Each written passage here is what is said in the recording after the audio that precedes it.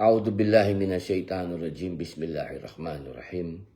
Alhamdulillahi rabbil alamin. Bismillahi wassalatu wassalamu ala rasulillahi. Assalamualaikum warahmatullahi wabarakatuh.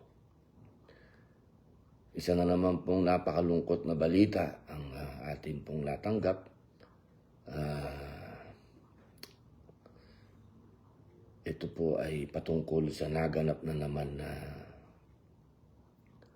karahasan at karumal-dumal na krimen diyan po sa siyudad ng Zamboanga.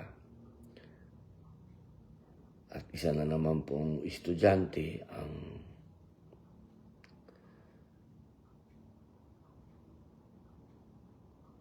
nakagawa ng isang bagay na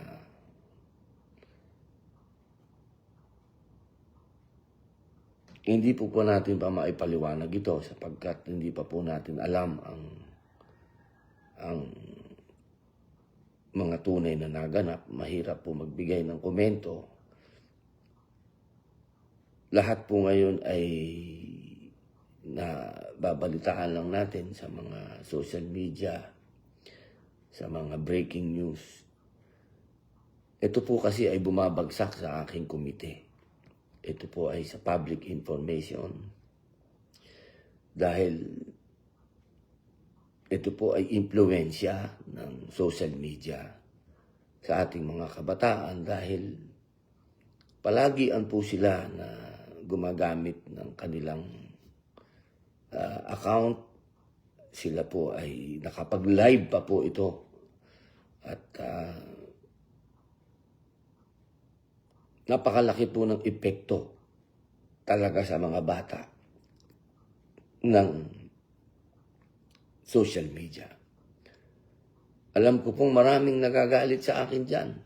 Sobrang dami pong taong nagalit sa akin dyan.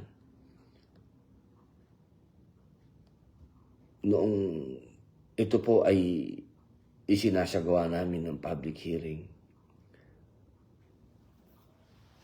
at yan po ang isang bagay sana na ilalapit ko po sa inyo na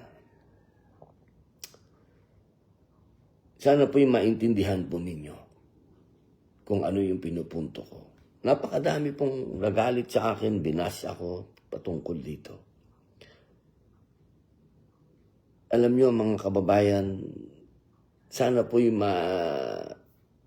namnam ninyo ang gusto kong sabihin na hindi na po talaga maganda itong nangyayari. Napakapangit na po nitong nangyayari na ito.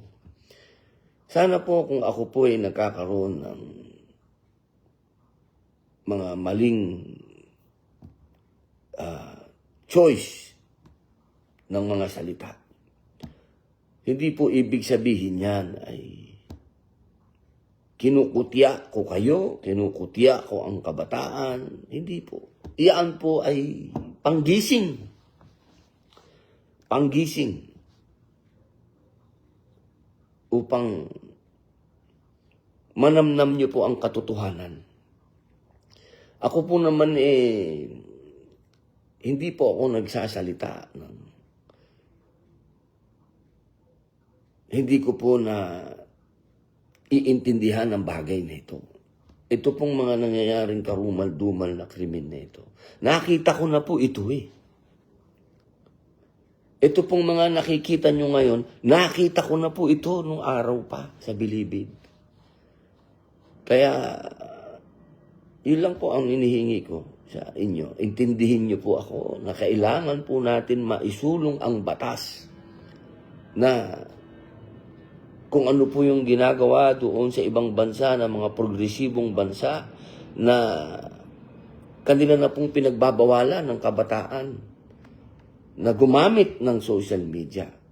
Sapagkat ito po'y hindi na nakapagbibigay ng tamang pag-iisip, hindi na nakakapagbigay ng tamang halimbawa, at nagagamit pa po para maging daan upang yung kanilang mga iniisip na karahasan sa kanilang mga nais nilang gawin, nagagawa nila. sapagkat nagkakaroon po sila ng tinatawag na platform at iyan po ang social media. Kaya mga mahal kong kababayan, sana po ay tulungan niyo po ako. Hindi po ito magiging parang isang bagay na pipikit na lang yung mata natin at hahayaan na lang po natin na nangyayari lahat ito at puro bashing na lang ang gagawin natin, puro politika na lang ang gagawin natin. Hindi po pwede dahil totoo po itong nangyayari na sa mga mata natin. Yun lamang po, wala naman ako maikwento pa dahil hindi ko pa po alam ang mga tunay na nangyari sa ganap na ito. At inshallah ay